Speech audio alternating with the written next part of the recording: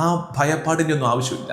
2026 അജ്ഞാത ഭൂമിയല്ല, ദൈവം മുമ്പേ നടന്ന മണ്ണാണ് 2026.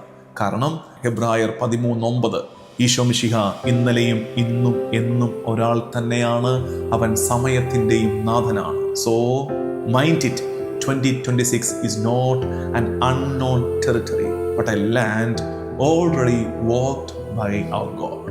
നമ്മുടെ ദൈവം മുമ്പേ നടന്ന മണ്ണാണ് 2026. അതുകൊണ്ട് കർത്താവിനോടൊപ്പം നടക്കാം. വാക്ക് വിത്ത് ഗോഡ്. ദൈവത്തോടൊപ്പം 2026 നമുക്ക് പ്രത്യാശയോടെ പ്രവേശിക്കാം.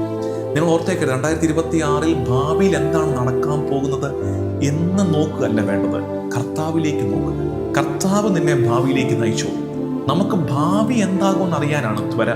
ഭാവിയിൽ 2026 എന്തായിരിക്കുന്നത്, 2026 എന്തും ഇരിക്കട്ടെ, മേക്ക് ഷുവർ ദാറ്റ് കർത്താവ് കൂടെ ഉണ്ടെന്ന്.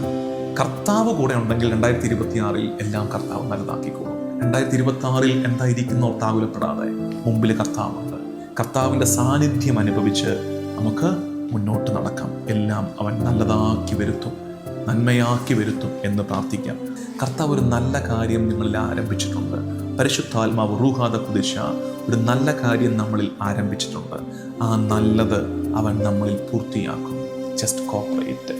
ദൈവതിരിഹിതത്തോട് പരിശുദ്ധാത്മാവിനോട് സഹകരിച്ച് 2026 നമുക്ക് പ്രവേശിക്കാം.